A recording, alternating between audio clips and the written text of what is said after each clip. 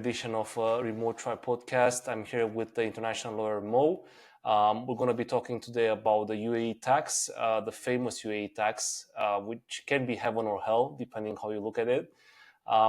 So my name is Andrew Williams. I am the founder and the chief editor of Remote Tribe, which is a digital magazine for remote workers and digital nomads, and amongst others, who also help people getting a tax-free residence or registering their company in a low tax environment.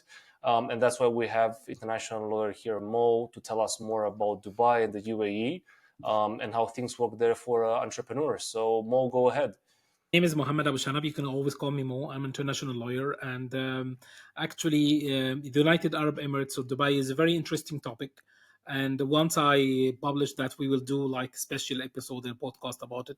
I've received hundreds and hundreds of messages and questions in different social media because it's a very interesting topic, and there is you can say there is hidden information which need to be revealed about how is excellent is it's Dubai, and how you can benefit as a digital nomad or a global citizen from reducing your tax down to in some percent zeros. So, Mo, first of all, why do you think UAE has become such a popular place for business people and entrepreneurs? Is that because it's have a centralized, it kind like a centralized place between the west and the east, between Asia, Europe, and Africa.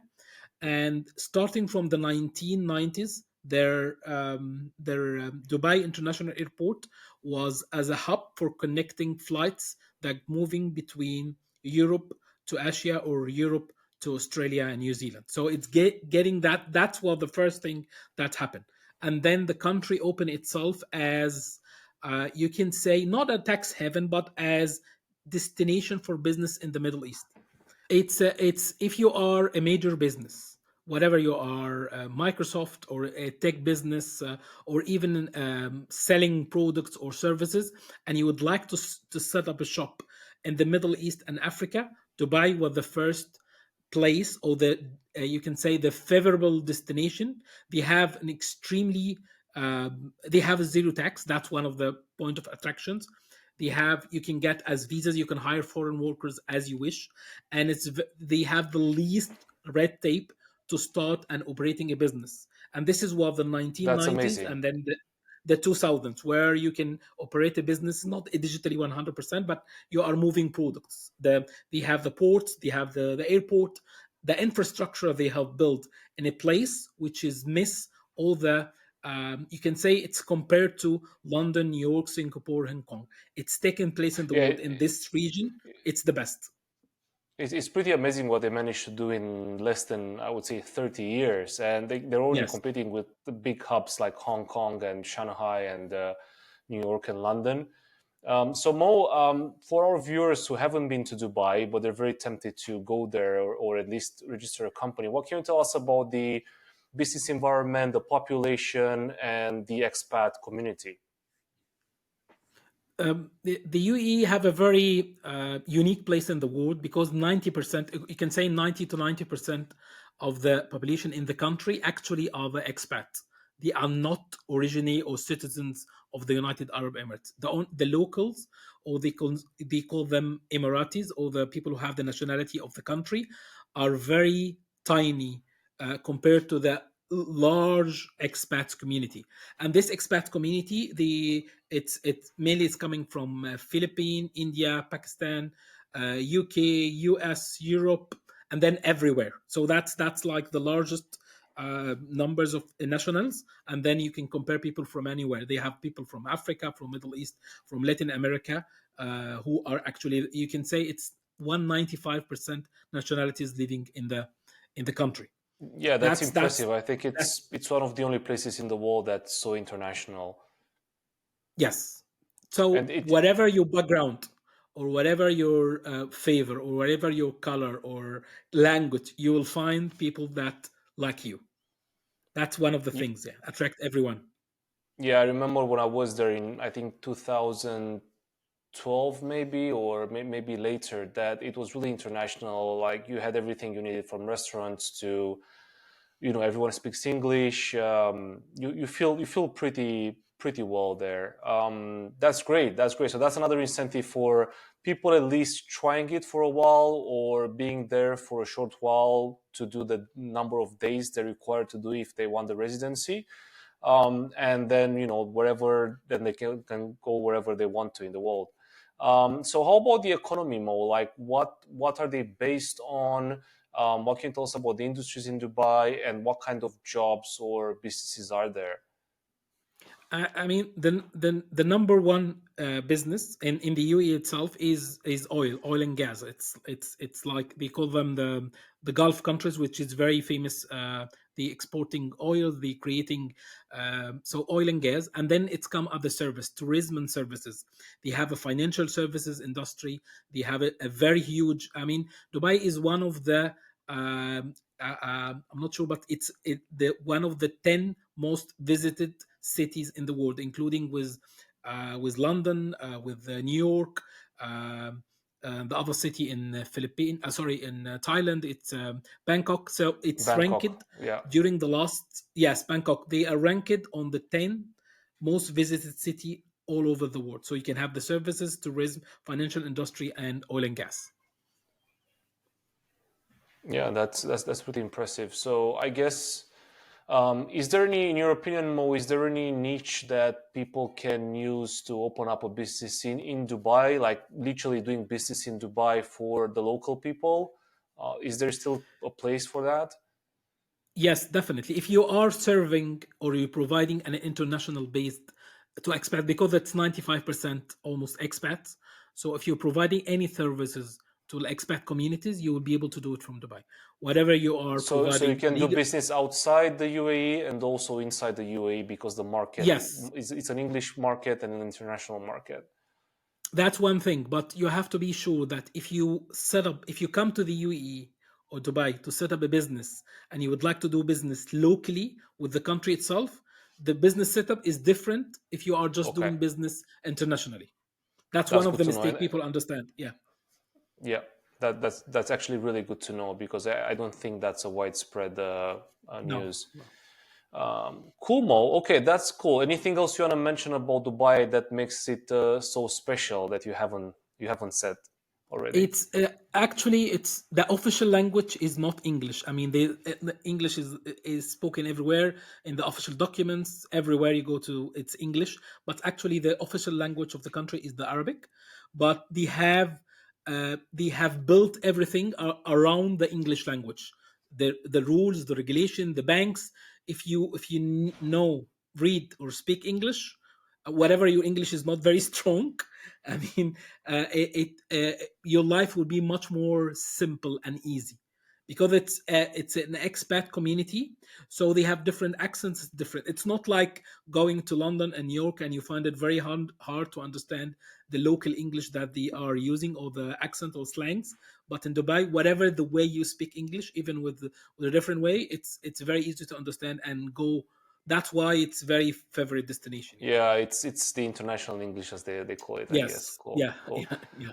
All right, Mo. Thanks a lot for sharing that. Really, really cool insights. Some of them I didn't know myself, but I hope our viewers will find them very interesting.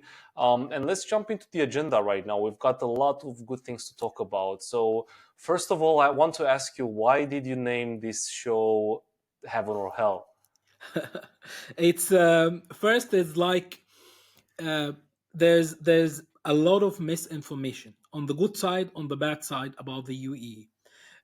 If you find like a service company or someone is selling or providing, he's trying to sell something out Dubai or the UAE, they say everything is amazing, the streets are clean, the place is safe, you pay zero taxes, all your problems will be solved once you land in the country.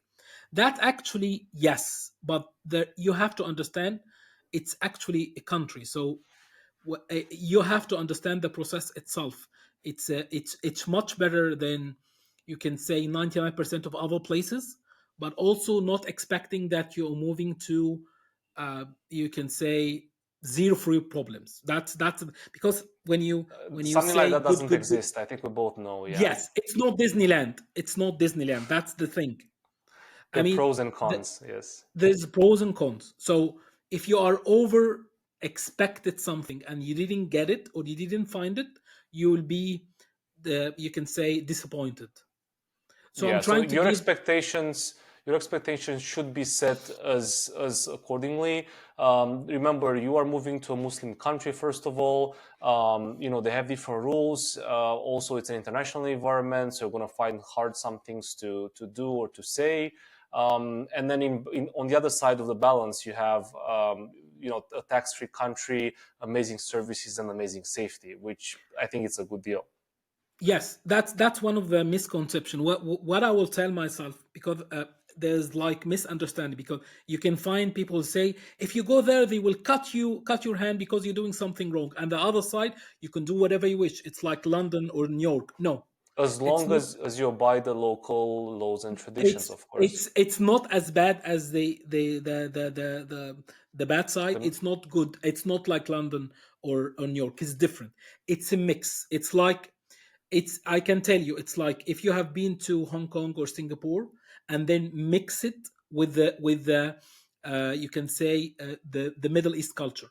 It's like if you put Singapore and Turkey in one country or one city, you can get Dubai. It's very skyscraper, very clean, very efficient, very safe. And the same time, you have you can get the feel of the cultures and the traditions, and that's the mix. That's how you put Dubai in the world. Yeah. So Mo, what do you think it's the first of all, tell us about people that are moving to Dubai, as digital nomads or entrepreneurs. So first of all, is it popular with the new entrepreneurs, the new age entrepreneurs to move to Dubai, and why is that? There is, if you just Google I mean, there is very famous YouTubers and very famous social media influencers and content creations have moved to Dubai during the last 2 3 years, especially after the lockdown in different countries, and they are start marketing that we are based our businesses there. We start taking shots, and we it's like we using the place. They call them internet influencers headquarter in the world, because it's the first attraction is that if you are running 100% business online, whatever your business you are doing, if you move it to Dubai, you will pay zero tax, which is correct. Yes. Okay, that's very interesting to know.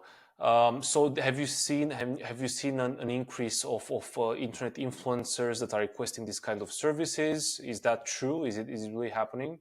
Definitely, yeah, yeah, and they have a different level of services. If you are just being starting a business, or you being and make like a decent income, and you would like to set up yourself or move yourself, or having another entity, as we discussed in the other episodes, you can set up as Dubai as low as 10K USD. So That's that's the the minimum. minimum That's starting the minimum. amount. It's not a month, and you pay this per year. This is including your resident visa, your company setup, and this is including everything you need to get started. So That's, Mo, you can say. hold on. That's the starting package, or do you need to have that money in your account every year, No, minimum? that no, they don't. They have different types of visas, but we can stay with the standard, with the Hmm. biggest. You can say basic minimum package. You need to get yourself up and running. It's 10K. You pay them this per year to keep the company running, and your visa is approved each 2 years. And That's then it. you can use the money in the account to run the business. They're not blocked. No, the money will be paid for the services. This is would be the cost you pay to get your resident visa and the Okay. company. It's Okay. not I like see. other country. Yeah. It's not like other country. You have to show X amount of money to get the visa. No, they say, for example, if you would like, if for John, an entrepreneur in the UK, he would like to move to Dubai, and he signed with me as my service, as I will be his service provider in the UAE. He will pay me 10K. I will get him the visa resident and the company, and that's the basic package. And he have to pay this 10K USD each year. That's it. Okay. Okay. So that's a cost that has to be considered. So I guess Yes. entrepreneurs and influencers who want to do this move, they have to consider that. It's not cheap, it's not expensive, I would say. No. But that actually brings us to the second point, which is how does Dubai compare to other tax-free countries where you can set up your company, like, I don't know, US with the LLC, and then Gibraltar, and so on and so forth. So Mo, maybe you can tell us maybe like the pros and the cons of opening up a company in Dubai vs these countries I just mentioned. Uh, I mean, the cost is in the medium. It's not low and it's not high. I can compare it. It's not low as UK or the US or Canada, which is high tax countries, and it's not high as the Cayman Island or Mauritius, which is it's very expensive to set up a shop there in this country. It's in the middle. Hmm. That's the Okay. thing. But the price, your package could go up to an average from 15, 20, 25, depending on how what kind of services do you require. Are you required to have a family that you would like to bring in? You would like to have local workers, and this local workers not from the local economy, but they are foreigners who would like to work for your company locally. How many bank accounts you would like to? I mean, its starting point is 10K, and then you keep adding services you need to pay or you renew each year. That's the thing. But there's one thing. It's not a catch. That's the benefit. You pay a premium to get the service up and running, but you don't pay anything else during the year. There's no taxes. There's no overhidden, you can say, fees or things ongoing to keep the company running. Once you pay the license each year, you're And free there's to no go. minimum revenue you need in No, year one or no, year no, two? no, Okay, no, that's great. no, That's no. great. That's even if your company is make nothing, you just register the company, have the bank account resident, and you didn't live even in the country. You don't do you actually don't need to do anything. That's why it's very favorite with people who are global citizen or keep traveling all around the world, and they need a base. And when I see a base, I mean the first benefit here that it's actually a country. It's not small island. Uh, as the islands we expect, it's not like Cayman Island or Mauritius or the Caribbeans or It's a place where or you can actually live and enjoy, and you're also in the middle of the yes. world, literally. Yeah. Yes, that's the thing. So it's actually country. It have all the services, and whatever you need, you will find it there. There's no. They have Amazon. They have a very extremely good internet. They are very well connected airports. Everything that you need to have a base, you will have. So you'll not miss something. Whatever you would like to leave there, or actually just register a business and live somewhere else.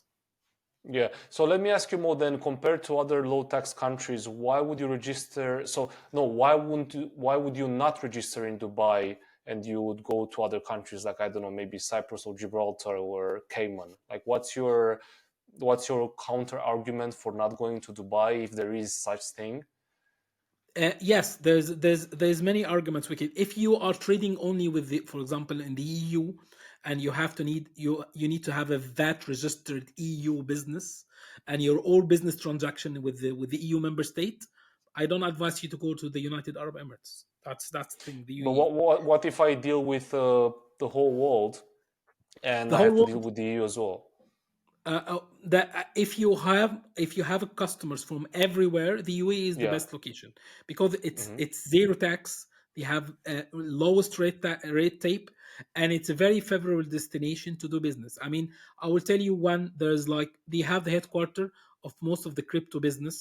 The Binance is its headquarter in the UAE from a very long time, and it will be able to expand and go and grow in other markets from their UE headquarters. So it's not. It's whatever you are just starting or having like a medium revenue as an entrepreneur, or you are trying to build the next billion dollar company. UE is one of the best destination to base yourself there. Great. Sounds ideal. Yeah. But that brings us to another interesting subject, which is how should you avoid what things should you avoid when moving to Dubai, and the common mistakes people do or entrepreneurs do. The first common mistake is that you find an ad on the YouTube or the Facebook that you will pay like $2,000-3,000, and they will set up everything, and then you find this is like a good deal. This is actually not a good deal because this ads, it's a marketing. They try to attract you with a very low price, and then once you go there, I mean, this marketing company just to they work by the numbers, how many numbers they registered, but actually they'll not be able. That's not the actual price that you pay to get yourself set up there. That's just the start, So not the there minimum is no base. way to avoid that 10K amount you just mentioned. You It's will end that's up, it's you need to have. I will tell you why it's starting from thinking. You need to have a good service provider who will get things up and running as soon as possible. That's the first thing. So it costs. There's other service provider who can keep you waiting for weeks and weeks and weeks. And each week you keep delay, that's mean costing you. You already started. Once you register the business, it's starting for 1 year. So you're losing time if you're not getting up and running as soon as possible. That's the first thing. The second thing, you will need to get to open a bank account. I've seen many entrepreneurs who set up the business there, and they say my provider doesn't provide me with a bank account and tell me you have to do it yourself. So you need a proper introduction to local bank, and they have online bankings like Wise or a Revolut or something like similar. They have a similar setup, but if you are having, you can start with the local remotely bank, but you need to have a proper bank. You can say it high street banks, so like they have a very good. Uh, High standard local banks. You need to open the bank yourself. Once you get the residence card, you have to go there and open the bank. They have to do like an old fashioned meeting face to face to open the bank. So that's the okay. thing. That's And you do have to go there in person when you open the company in uh, Dubai. it's yeah at not at the beginning, but if you would like to get the residence card and open the bank account physically, you have to be there. You don't need to live there. You just need to stay at least. I advise at least 2 weeks. That's the minimum Yeah. there. Okay. Okay, that's good Okay. to know. So in terms of adapting to, the new life in Dubai, if you decide to live there for the minimum, which I think is like 3 months more, what's the minimum amount you have to stay in the country The if you register in minimum, Dubai? if you, I mean, we can say it in different stages. If you register the business there and you spend the 2 weeks, you get the residence card and you open the bank account, you can leave the country and just come 1 day each 6 months, just 1 day each 6 months. That's Okay, fantastic. that's So, okay, the so minimum let's base. let's yeah. So let's say But people if you decide they like it. Yeah, sorry, go ahead. Yeah, but if you would like to get a tax residency, a certificate say that you are tax resident in the UAE, if your country or your home country need this certificate, you need to spend at least 90 days per year. Okay, so let's say people they like it, they decide to spend these 90 days a year, and or even more. But then they have to understand some of the rules and some of the habits there. So what would you say is like the biggest cultural shock, and what should people know when they move to the UAE? I think what it's depending where you're coming from. If you're coming from London, example, yeah, you will have a lot of British influence in the UAE because it was occupied by the UK for a long time. So there is many UK nationals that live there. Even they prefer the British accent. So you will feel like you'll find Costa, you'll find many favorite brand, Marcus Spencer. All the you'll not feel away from home. But one of the first culture shock that you will see that the structure of the city is different because it was built 20 years ago maximum or 30 years ago, so everything is new. You don't have old houses or old the oldest district they have is almost 40 years ago. Okay, so it's a Yeah, very old Dubai, and then that's one of the culture stuff. It's extremely safe. I mean, there's many YouTubes or videos on the internet that I left my wallet was $5,000 and no one touched it. That could be a culture shock. There's the city itself is very well governed and controlled, so they're extremely, but you don't have actually to do just throw the money in the on the street. And no, don't be as naive or silly, but try to it's safe, compare it extremely safe compared with other similar cosmopolitan cities. That's one But of them. most so one thing I noticed there, I've been to Dubai twice in my life. I think I'm gonna go one more time after this show anyway. So one thing I noticed, and it might be a cultural shock mostly for Europeans, is that you have to use the car everywhere. You can't really walk it. There are some areas in Dubai that you can walk, but most of the times you have to use a taxi or your own car or rent a car. And for a European who wants to discover the city by walking and admire the buildings, it's not that easy. So expect to be in the car a lot of time, and also to be in the air conditioning a lot of time, because that's how it is there. It's a brand new city with infrastructure for cars mostly, I would say. But you can also find areas like the marina, which are beautiful, and then you can have a walk and enjoy life for the areas near the beaches. I will give you different perspective because you visited in almost 10 years ago. They start using less cars now. They have a very good public transportation. They have buses. They have like not an underground, but they have a metro. It's called Metro Yeah. Dubai. So you don't need to rely in the car as much as often than 10 years ago. That's the first thing. It's not very walkable because there's some places, even if you are getting out of the airport, to go out to the airport there is no way to go on foot. You have to use a car. Hmm. The city And is designed more. to 100% Yeah. car friendly, but in the same time you can find spots like the marina or Alternatives. the Dubai Yeah. where you can walk. And Yeah. about the weather, it's like the weather extremely hot from May to October.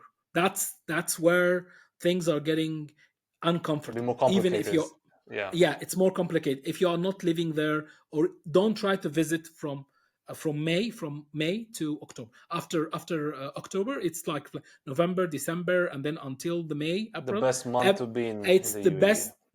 It's the best weather in the world.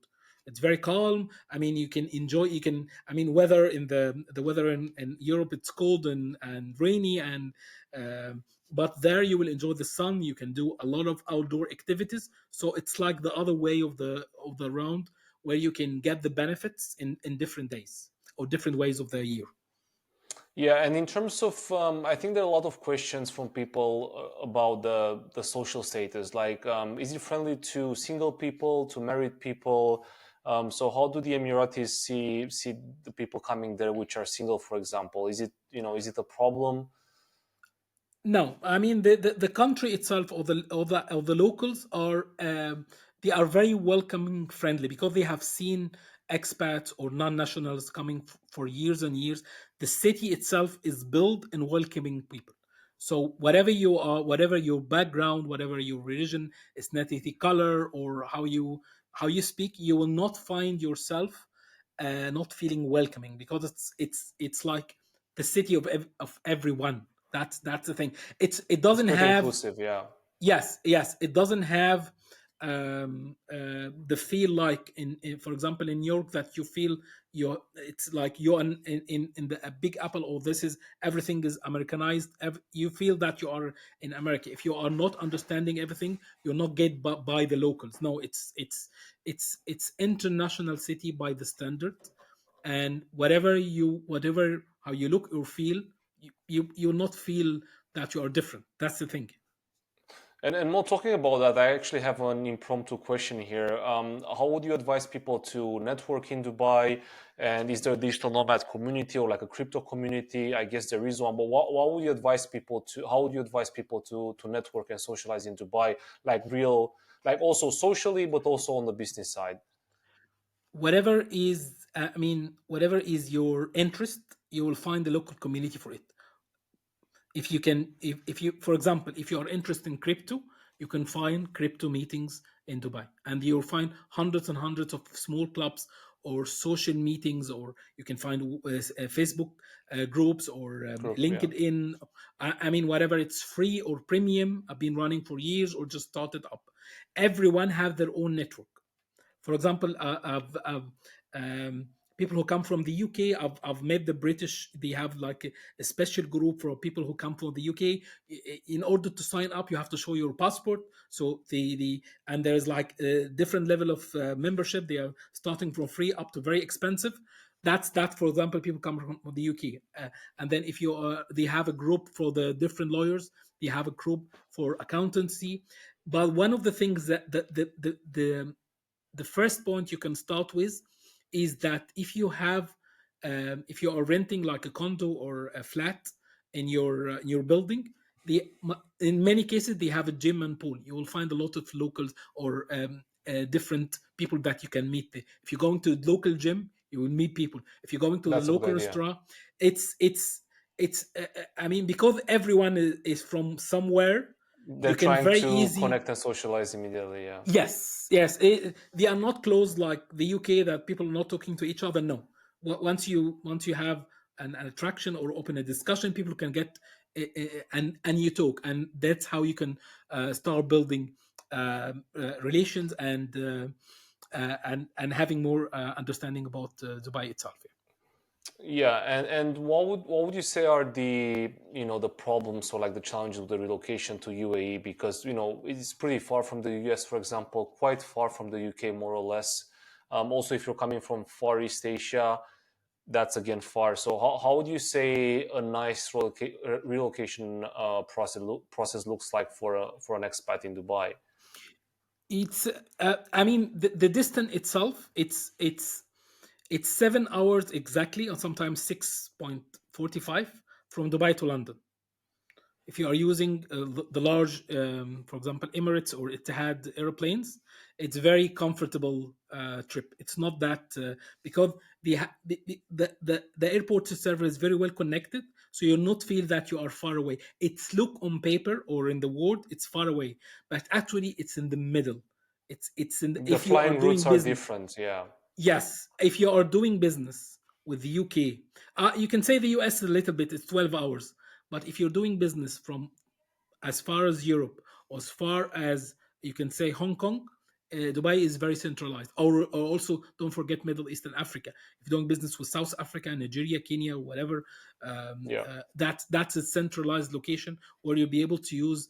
The trips will be much more convenient and easy because it's large planes. The prices are it's convenient and it's very competition, so the price is very low compared to other destinations. Yeah. I And mean, I will how tell you about, a yeah. story.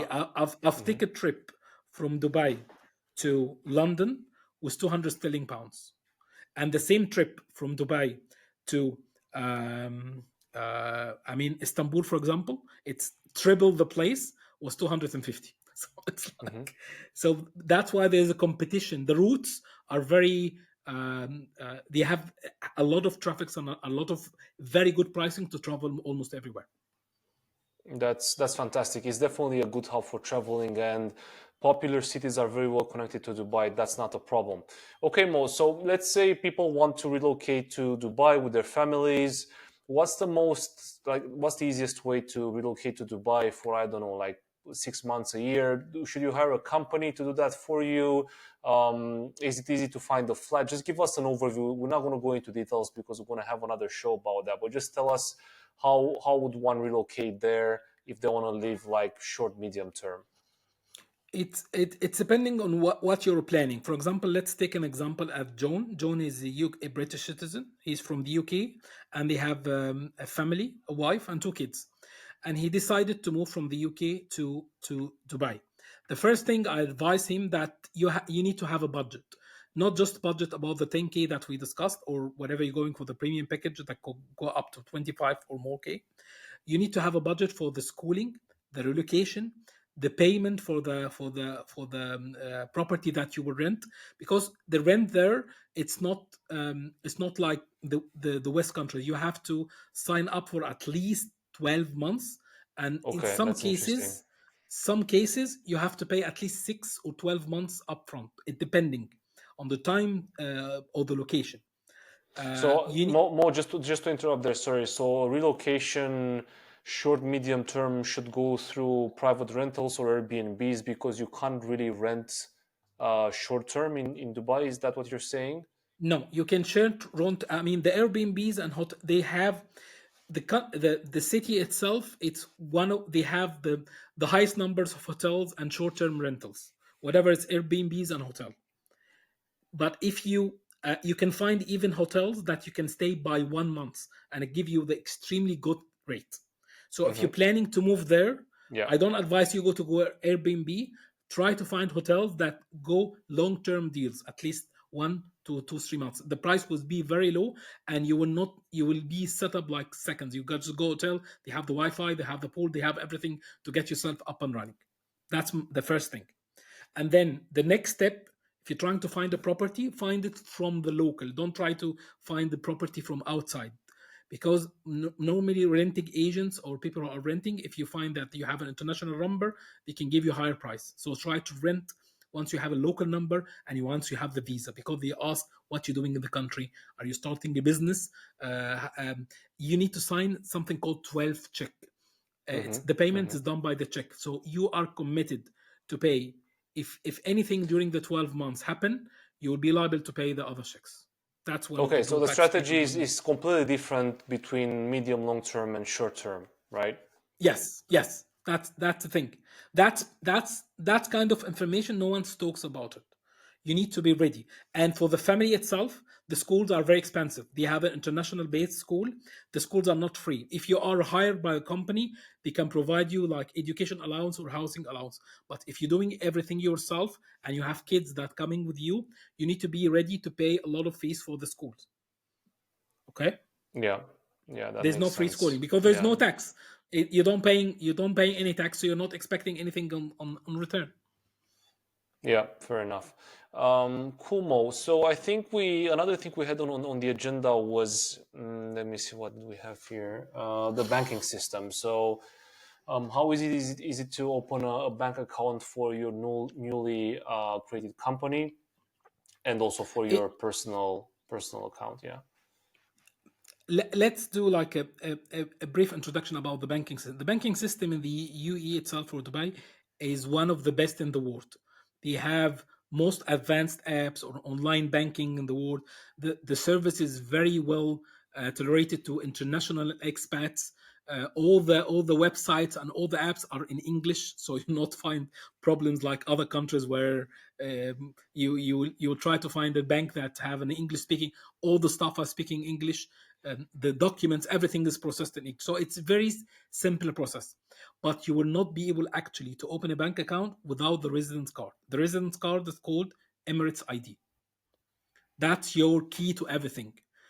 You have like a residence number, it's put in the card, and you can take the card and actually go physically to the bank and open the account. Some banks will allow you to start the process online. You go for the bank online, you fill the form, you put your Emirates ID, you put your address, and then someone can call you, or they can send you the card directly depending on the process.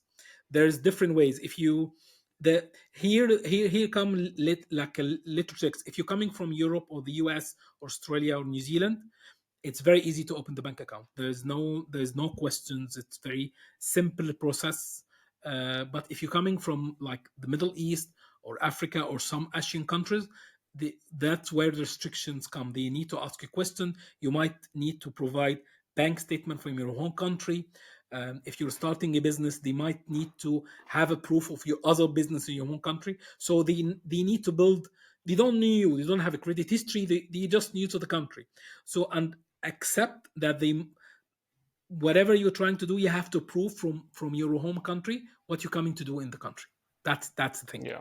So they need some backtracking on your history and your It's personality. depend. Some I have opened like 6 7 accounts.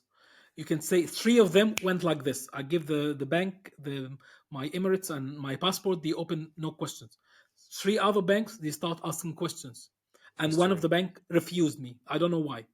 It's so it's you have to shop, you have to, and this is the same for the business is different.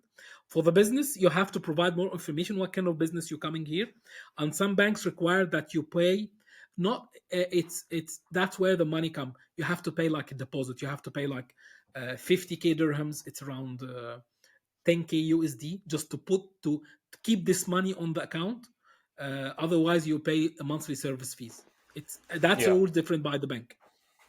But more critical question: can you open a bank account in Dubai, a personal bank account in Dubai, if you don't have the Emirati card, like the Yes, you residence? can. Yes, it's called Emirates Okay. ID. Yes, you can open, but you will not get a checking account or current account. Well, it's in the UK called current, in the US called Yeah. checking account. You'll get saving account, which is just Okay. like wallet. You just put the money. There's no checks. There's no overdraft. You'll not be able to do anything else. And here's the trick: if you don't have a current account or checking out which come with a check, you'll not be able to rent a property full long term. So That's the a must. system is well thought. So Yes. you can't really access the long term services unless you have the Emirati card, which is the residence. Yes, that's pretty Yes, smart. yes, that's a kind of protection, but it's an international city. They have to protect the system. Sure, sure. Cool. And more when it comes to the US and Canadian citizens, because a lot of people in our audience are from the US or from Canada, what kind of advice can you give them for relocation? Is there any difference between a European citizen or an Arab citizen moving to Dubai, or an Asian citizen moving to Dubai, vs the US and the Canadian citizen? It's depending on some countries. For example, it's depending on, like, you can say, like, political issues. In some parts, or you can say some years, you can have restrictions. People from certain countries in Asia or Africa, they are banned from opening business operating in the UAE. That's the Okay. thing. You could say, I don't want to mention the countries, but it's come and go. It's come and go. From now, you can say that if you are from Europe, there is no issues. So It's it's the a most smooth easy. process if you're a clean Yes. person and you've got a clean Yes, background. yes, that's it. For Canada, they must ask you a couple of documents from your Canadian or your bank operation or bank account that you already have in Canada. For the US, they have a different system because you have to sign up for the FACTA, because you are liable to pay tax on your worldwide income as a US citizen wherever you live. So if you are, and this is here the trick, if you are, even if you I have a couple of people who were born in the US, but they actually are not American citizen. They are re-announced their citizenship. So if you are American citizen and have a proof of the American citizen, you have to provide a lot of documents to make sure that the bank will accept you. But So if you it's have, slightly, I would say, slightly more yes, complicated if you're a US citizen yes, in general. yes, yes, but it's the same. The factor agreement it's the same for all over the world. This is something not related to the UAE, but they're trying to make it's there's something called know your customer. All the banks will run a different level of risk on whatever you are. If you are, that's why when I opened 7 accounts, one of them were rejected, and three was done instantly, and three asked for more documents. You can have the same thing. You can have, like, no risk, so the account opening instantly. They put everything on the system. If you are have a similar name, I mean, your city, your location of city, your name, your nationality, or the originally could ring up a compliance Certain issue flags, when compliance certain issues, flags, yeah. and some other people doesn't matter. It's depending on the system the bank is using. Yeah, okay, that's pretty clear. And in terms of opening up a business in Dubai as an American or Canadian, is that anyhow different from what a European would do? Is there a different process, or they're treated as the same when opening up a company in Dubai? No, the opening the company is very straightforward. You just need to provide your passport, copy of your passport, what kind of company it's a could be service-based company, or selling products, how much money you would like to invest, how many visas you would like to need. It's a very standard process. It's Mm-hmm, mm-hmm. it's it's unless you have a ban, which is very limited countries, everyone is welcome. Yeah, great. Mo, I think we're getting close to the end of the show. Is there anything else? I think what about we've got about 5 more minutes. Is there anything else you want to mention that we haven't touched on?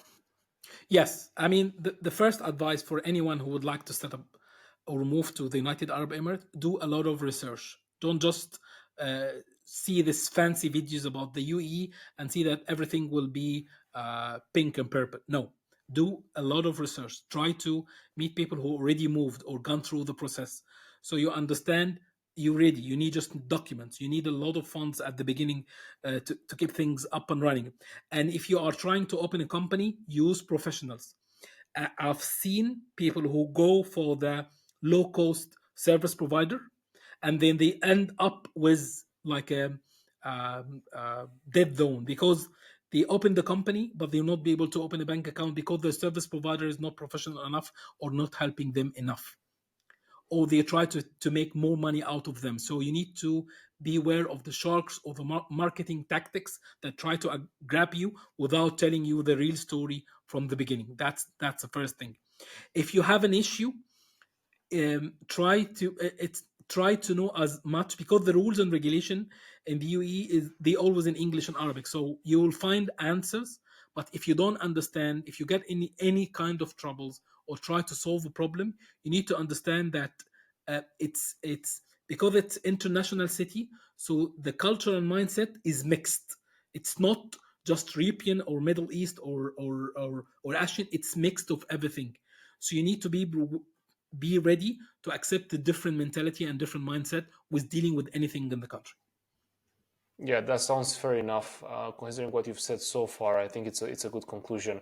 And Mo, also, I think you've got experience with moving people to Dubai. You've dealt with the authorities there. So if you guys need any help, we're happy to help. There's a link in the description.